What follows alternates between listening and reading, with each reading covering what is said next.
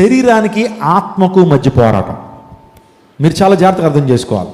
ప్రాక్టికల్గా మీ జీవితంలో అనునిత్యము ఈ పోరాటం మీలో జరుగుతూనే ఉంటుంది. ఒకటేంటి శరీరము, రెండోది ఆత్మ. ఈ రెండింటి మధ్య నువ్వు పోరాటం. చూడండి, ఆత్మ ఎప్పుడు కూడా ఆత్మ సంబంధమైన విషయాలు చెప్తుంది. ఆత్మ దేవుని దగ్గర నుంచి వచ్చింది కాబట్టి ఆత్మ ఎప్పుడు అంటది, దేవుని వాక్యం చదువుకో, ప్రార్థన చేసుకో, దేవుని మందిరానికి వెళ్ళి దేవుని వాక్యం విను, పాపానికి దూరంగా ఉండు, పవిత్రంగా జీవించు, విశ్వాసాన్ని కాపాడుకో, నిరీక్షణ కలిగి ఉండు, దీర్ఘశాంతం కలిగి ఉండు, ఆత్మఫలాలు ఫలించు, నీతి ఫలం ఫలించు అని ఎప్పుడు మనలోంచి ఒక ఆత్మ మనల్ని ఏం చేస్తుంది, గైడ్ చేస్తూ ఉంటుంది కదా. మంచి చేయమని ప్రేరేపిస్తుంది ఏంటి, ఆత్మ.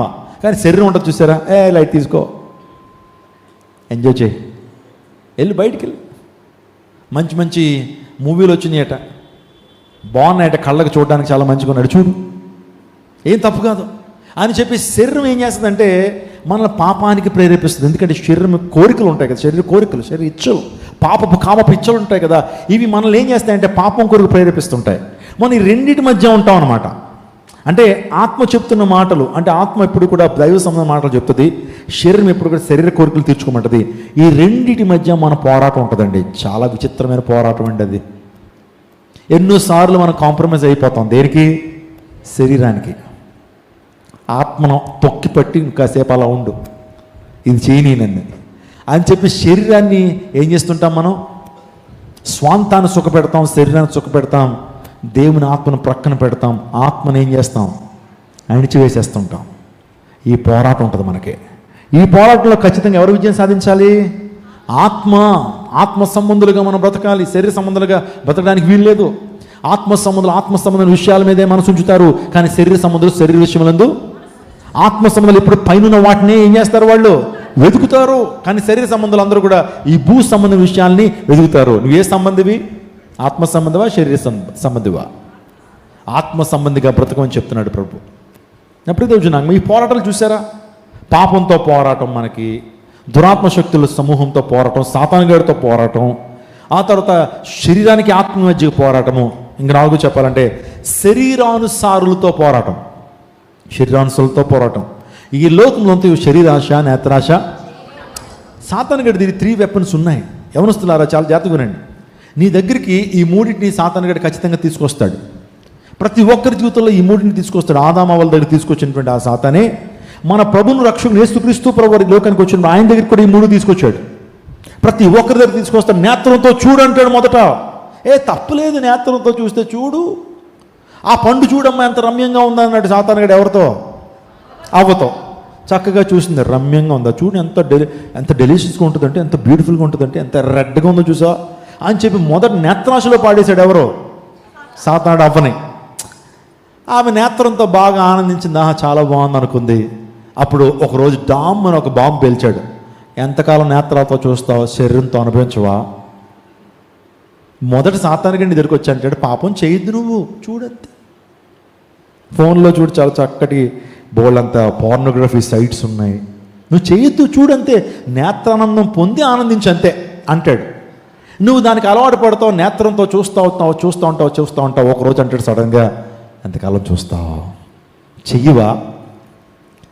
నువ్వు శరీరంతో దీన్ని చేయవా? అప్పుడు ఉంటుంది కిక్కు అంటాడు.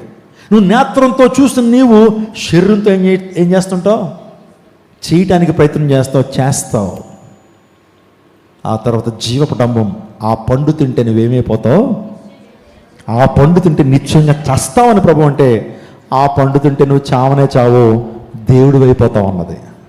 అంటే జీవపడంబం లోకమంతయు, the lust of the eyes, the lust of the body and pride life. ఇదే ప్రభు దగ్గరికి తీసుకొచ్చాడు సాతానుగాడు. ఒక్కసారి చూడు, ఈ భూలోకానంతా చూడు, అదంతా కూడా నీ కాళ్ళ దగ్గర పాడేస్తాను అని ఒక్కసారి చూపించాడు. ఒకవేళ కనుక నువ్వు నాకు సాష్టాంగ నమస్కారం పెడితే మొత్తం అంతా నీ చేతికి అప్పగించేస్తాను. అది నేత్రాశ. ఆ తర్వాత శరీరాశలోకి వస్తున్నాడు. ఈ రాళ్ళు చూసావా, ఈ రాళ్ళను రొట్టెలుగా చేసుకుని తినయ్యా అని ఈ 3టిని తీసుకొచ్చాడు యేసుక్రీస్తు ప్రభు దగ్గరికి. ఆదాము జయించలేకపోయాడు, కానీ కడపటి ఆదాము అని యేసుక్రీస్తు ప్రభు వారు ఈ 3టిని జయించాడు. స్తోత్రం చెప్పండి, హల్లెలూయా. అందరూ బట్టి నేను చెప్తాను, Jesus conquered everything. Jesus conquered sin, Jesus conquered death, Jesus conquered grave, Jesus conquered all the political powers of this world. అంటే దురాత్మ శక్తుల ప్రభావం మీద ఆయన విజయాన్ని సాధించాడు. యేసయ్య విజయ వీరుడు. హల్లెలూయా. ఇంకా లోకంతో పోరాటం. లోకం అంటే ఏంటి? లోకం అంటే మట్టి కాదోయ్. అది లోకం అంటే మట్టి దెబ్బలు కాదు. లోకం అంటే ఏంటి? మనుషులు, మన స్నేహితులు, మన బంధువులు. వివాహం వచ్చిందంటే ఏంటి ముహూర్తాలు చూడలేదా? ఏంటి అమావాస్య రోజున పెట్టేసుకున్నారా? మాకు అయ్యేమి లేవండి, అమావాస్యలు పౌర్ణమిలు లేవు. దేవుడు ప్రతి దినాన్ని మంచిగానే ఎంచాడు. This is the day that the Lord has made, we will rejoice and be glad in it.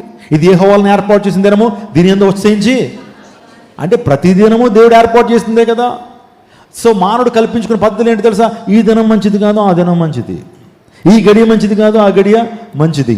శుభగడియల్లో కనుక వివాహం జరగకపోతే వారికి పుట్టిన బిడ్డలు ఎలా అయిపోతారట? రాక్షసులు పుట్టేస్తారట. ఎక్కడైనా రాక్షసులు పుట్టేసినట్టు ఉందండి ఎవరికైనా?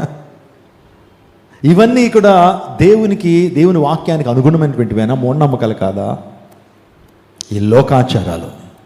లోకము స్నేహితులు చక్కగా దేవుని మందిరానికి బైబిల్ పట్టుకుని చక్కగా తయారైపోయి మంచిగా మందిరానికి బయలుదేరుతున్న టైంలో స్నేహితుడు వస్తాడు. అలా బయలుదేరి బైబిల్ పట్టుకుని అలా వస్తున్నప్పుడు ఎక్కడికి అంటాడు? మందిరానికి వెళ్తున్నాను, చర్చ్కి వెళ్తున్నాను. చర్చ్కి ఏం వెళ్తాలే, బయటకు సినిమా హాల్కి వెళ్దాం ఉంటాడు, లేకపోతే క్రికెట్ మ్యాచ్కి వెళ్దాం ఉంటాడు, లేకపోతే గార్డెన్ పార్టీకి వెళ్దాం ఉంటాడు. నువ్వు ఏమీ ఇంకా ఆలోచన చేయకుండా సాయంకాలం ఆరాధన ఉంది కదా, సాయంకాలంకి వెళ్ళిపోతాను, బైబిల్ చక్కగా ఇంట్లోకి తీసుకొచ్చేసి అలమరలో పెట్టేసి స్నేహితుడి దగ్గరికి వెళ్తావు. అంటే ఎవరిని సంతోషపెట్టడానికి నువ్వు ప్రయత్నం చేసావు? అంటే మీరు ఆలోచన చేయండి, దేవుణ్ణి సంతోషపెట్టకుండా లోకాన్ని, స్నేహితుడిని సంతోషపెట్టాలనుకున్నావు అంటే దేవుని యొక్క కృప నుంచి, దేవుని యొక్క ప్రేమ నుంచి ఎడబాపేటువంటి ప్రతి వ్యక్తి కూడా నీకు శత్రువే. నీ స్నేహితుడు శత్రువు అంటలేదు, కానీ నీ శత్రుని ప్రేరేపిస్తున్న లోపల సాతాను ఉన్నాడే, వాడిని శత్రువు, వాడిని జయించాలి. ఆ టైంలో ఏమనాలి నువ్వు? నేను ఆదివారం, మాకు ఒక దినం ఉంది, పునరుత్థాన దినం, ఈ ఆదివారం దినాన్ని మేము ఖచ్చితంగా చర్చ్కి వెళ్ళాలరా. నేను ఇబ్బంది పెట్టడం నా ఉద్దేశం కాదు, వెళ్దాం ఖచ్చితంగా, కానీ చర్చ్ అయిన తర్వాత నీతో పాటు వస్తాను. క్రికెట్ ఆడాలి, లేకపోతే స్నేహితులతో మనం స్నేహం చేయాలి, కాలేజ్ స్టడీస్ చదవాలి, ఏం చేయొద్దు అని నేను అంటలేదు, కానీ మొదటి ప్రాధాన్యత ఎవరికి ఇవ్వాలి? దేవునికి ఇవ్వాలి. నేను చాలా సందర్భంలో చెప్పాను. మా నాన్నమ్మ రక్షించబడిన తర్వాత మందిరానికి వెళ్దాం అని చెప్పి బయలుదేరుతున్న టైంలో కరెక్ట్గా ఆదివారం వచ్చేవారు చుట్టావారు. అదేంటో తెలియదు, ఆదివారం వచ్చేవారు చుట్టాలు. అమ్మ కృష్ణాయమ్మ బాగున్నావా అని చెప్పి 10 మంది ఉండేవారు. సో చక్కగా మరి ఇంటికి వచ్చినటువంటి చుట్టాలను ఏం చేయాలి? ఇంట్లో కూర్చోబెట్టాలి, టీ కాఫీలు ఇవ్వాలి, టిఫిన్లు ఇవ్వాలి, మధ్యాహ్నం ఇవ్వాలి, లంచ్ ఇవ్వాలి. చర్చ్కి వెళ్తే ఎలా అవ్వదు కదా. ఆ రోజు చర్చ్ మానేసి మొత్తం అందరికీ అతిథి సంస్కారాలు చేసేది. బంధువులు సాయంకాలం దాకా ఉండి తిని వెళ్ళేవారు. పోన్లీ ఆదివారం మిస్ అయిపోయాను, దేవుని సన్నిధి మిస్ అయిపోయానని బాధపడుతున్న టైంలో వచ్చేవారం వెళ్ళిపోదామని చెప్పి వచ్చేవారం ఇంకా పెందలకాడ తయారైపోయి బైబిల్ పట్టుకుని పిల్లలందరినీ రెడీ చేసి తీసుకెళ్లే టైంలో మరలా వేరే వైపు నుంచి వేరే బంధువులు వచ్చేవారట.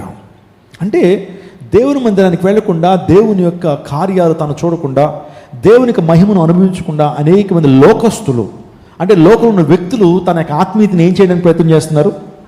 పాడు చేయడానికి ప్రయత్నం చేస్తున్నప్పుడు వాటి మీద ఏం చేయాలి? మనం చూసిందండి 4 వారాలకు ఎగ్జాక్ట్లీ కరెక్ట్గా వచ్చారట. అదే టైంలో ఇంకా 5వ వారం డిసైడ్ అయిపోయింది, 5వ వారం కూడా ఖచ్చితంగా వస్తారు.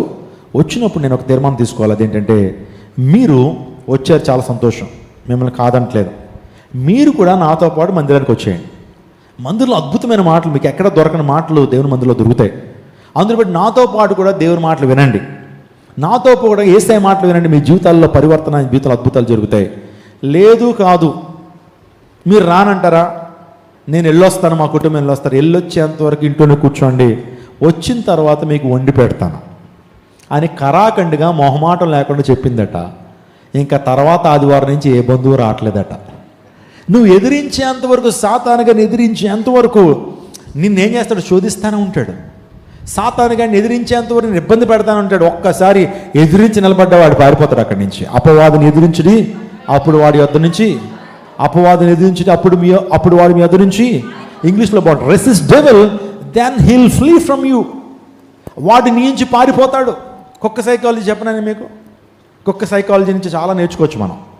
కుక్క తనకు నచ్చినటువంటి ఆహారాన్ని తనకు నచ్చిన స్థలంలోకి వెళ్ళి తింటుంది. తెలుసా మీకు?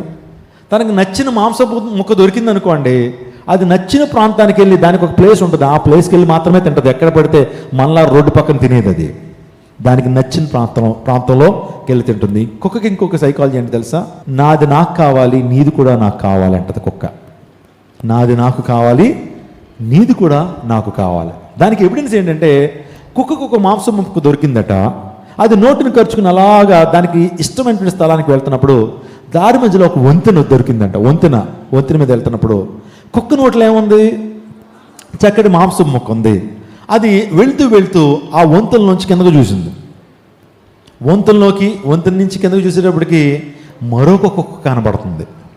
ఏంటిది? నీటిలో మరొక కుక్క కనబడుతుంటే కుక్క సైకాలజీ నెంబర్ 2, నాది నాకు కావాలి, నీది కూడా నాకు కావాలి. ఈ సైకాలజీ మనందరిలో చాలామందికి ఉంటుంది. నాది నాకు కావాలి, నీది కూడా. మనం ఆశపడేదంతా పొరిగింటి వాళ్ళదే, పురుగు వారిదే. అప్పుడు ఏమైందట? ఆ కుక్క ఏం చేసింది? కింద కుక్క నోట్లో ఉన్నటువంటి మాంసం ముక్క కూడా నాకు కావాలని బౌ అరిచింది. ఉన్నది కాస్త పోయింది. మన జీవితాల్లో కూడా అంతే. కుక్క అనుకుంటాం, కుక్క సైకాలజీ మంది, నాది నాకు కావాలి, నీది కూడా నాకు కావాలి. అప్పుడు ఏమవుతుంది? ఉన్నది కాస్త పోతుంది. ఇంకో సైకాలజీ నెంబర్ 3 చెప్తున్నాను. అదేంటంటే, లోకంతో మనం పోరాడాలని గురించి మాట్లాడుకుంటున్నాం కదా. కాబట్టి ఆ అపవాదిని ఎదిరించేటప్పుడు ఆడు మీద నుంచి ఇంకోటి ఏంటంటే, కుక్క మన మీదకి బౌబౌని వచ్చిందనుకోండి, మనం పరిగెత్తడం ప్రారంభించామనుకోండి, మన వెనకాల పరిగెడతానే ఉంటుంది. అది భయపెట్టి చంపేస్తూ ఉంటుంది. అదే మీరు రాత్రి వేళల్లో కుక్క వచ్చినప్పుడు, కుక్క మీ మీద కాళ్ళు పట్టుకోవడానికి వచ్చినప్పుడు వెంటనే బండి ఆపేయండి. లేకపోతే మీరు వెళ్ళేటువంటి స్కూటర్ ఆపే స్టాండ్ వేసేయండి. అది ఎలా వచ్చిందో అలా వెనక్కి వెళ్ళిపోద్దండి. మనం ఏం చేస్తామంటే, చాలామంది కుక్క తరుముతుంటే భయపడిపోయి ఇంకా యాక్సిలేటర్ ఎక్కువ రైజ్ చేసి ఎక్కడో చోట పడిపోయి దెబ్బలు తగిలించుకుంటారు. కానీ కుక్క సైకాలజీ అంటే, మీరు వచ్చి నిలబడ్డారనుకోండి, రెసిస్ట్ చేశారనుకోండి, ఆ కుక్క మిమ్మల్ని ఏమి చేయలేదు. మీకు అర్థమవుతుందా? మీకు ఒక మంచి టిప్ చెప్తున్నాను. సాయంకాలం వేళలో లేకపోతే మీటింగ్ అయిన తర్వాత మీరు ఇంటికి వెళ్తున్నప్పుడు కుక్కలను మేము వెంటాడిని అనుకోండి, మీరు భయపడిపోయి పరిగెత్తారా, మీ కాళ్ళనే పట్టుకుంటుంది అది. కానీ మీరు ధైర్యంగా నిలబడి ఒక్కసారి అక్కడ నిలబడండి, అది తోక విదిలించుకుని వెళ్ళిపోద్ది. ఎప్పుడు గమనించారా? నేను కూడా కుక్కలతో చాలా సమస్యలు అనుభవించాను. సో ఈ యొక్క ప్రిన్సిపల్ నేను అప్లై చేశాను. సో కుక్కలు అనేవి ఏమవుతాయి? ఓకే. ఇంకోటి చెప్తున్నాను, ఇంకొక మంచి అలవాటు అంటే ప్రేమను. సో ద్వేషాన్ని కూడా, మన పగను కూడా ప్రేమతో ఏం చేయొచ్చు? జయించవచ్చు. మీ వీధిలో కుక్కలు మేము బాగా ఇబ్బంది పెడుతున్నాయా? ఒకరోజు మంచి బ్రెడ్ కొనండి, మిల్క్ బ్రెడ్ కొనేసి మీ వీధిలో ఉన్న కుక్కలకి అందరికీ కూడా ఒక్కొక్క బ్రెడ్ ఇస్తూ ఉండండి. నెక్స్ట్ రోజు నుంచి మీకు అందరికీ ఫ్రెండ్స్ అయిపోతాయి. మీరు రాగానే తోక ఊపుకుంటూ అరవటం కాదు కదా, మీ ఫ్రెండ్స్ అయిపోతాయి. వాస్తవానికి అవి మన శత్రువులుగా చూస్తాం, కానీ ఆ శత్రువులు మిత్రులుగా చేయాలంటే ప్రేమతో ఒక మంచి ఫుడ్ పెట్టండి. దానికి ప్రేమతో బ్రెడ్డో లేకపోతే మీ ఇంట్లో మిగిలిపోయిన ఆహారమో తీసుకెళ్ళి చక్కగా అన్ని కుక్కలకి పెట్టండి. రేపు పొద్దున్న నువ్వు వస్తుంటే అది నీ వెనకాల తోకూపుకుంటూ ఏమండి ఎంత ఫ్రెండ్స్ అయిపోతాయి. ఓకే, 4 పాయింట్లు విన్నాం కదా కుక్క సైకాలజీ గురించి. అపవాదిని ఎదిరించండి, అప్పుడు వాడి మీద నుంచి సాతాన్ని ఎదిరించండి.